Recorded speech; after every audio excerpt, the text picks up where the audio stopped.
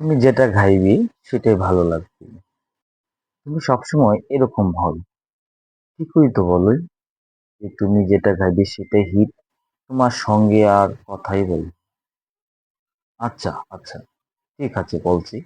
কথা হচ্ছিল ডিপার্টমেন্টের করিডোরে বসি, সামনে নবীনবরণ।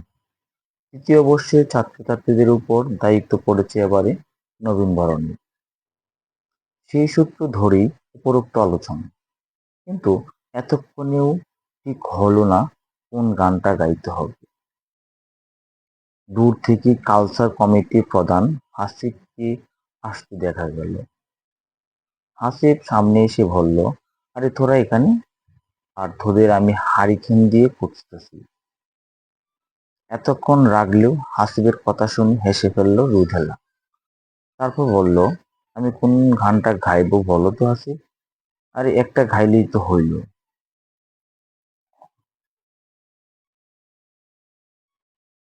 তুমি যা গাইবা পাবলিক সেটাই খাইবে।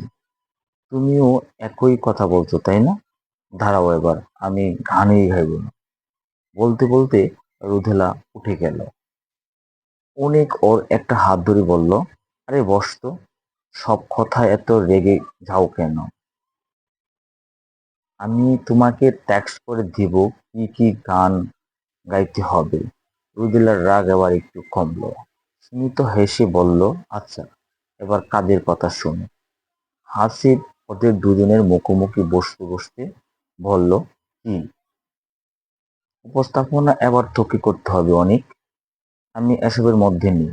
লেখালেখি কিছু থাকলে বল, স্টেজে উঠতে পারবো না।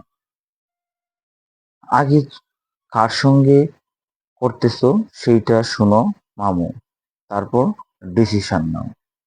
মানে কি? এবার ডুয়েট উপস্থাপনা। তোর সঙ্গে নীলা থাকবে কি? এবার করবা তো? হাসিব ভুরু নাচিয়ে বলল। অনেক চোখ নামিয়ে একটু হাসল লজ্জা পেয়ে। পর মুহূর্তে নিজেকে সামলে নিল। কপট গাম্ভীর্য দেখিয়ে বলল, দেখা যাক। দেখা দেখি কিছু নাই মামু। স্ক্রিপ্ট রেডি হয়ে গেছে। এই যে তোমার পার্ট, ধরো। রিহার্সাল করবা।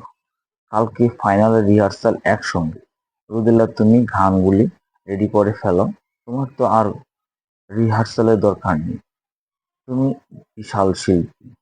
রুদেলা এক দৃষ্টিতে তাকিয়ে আছে।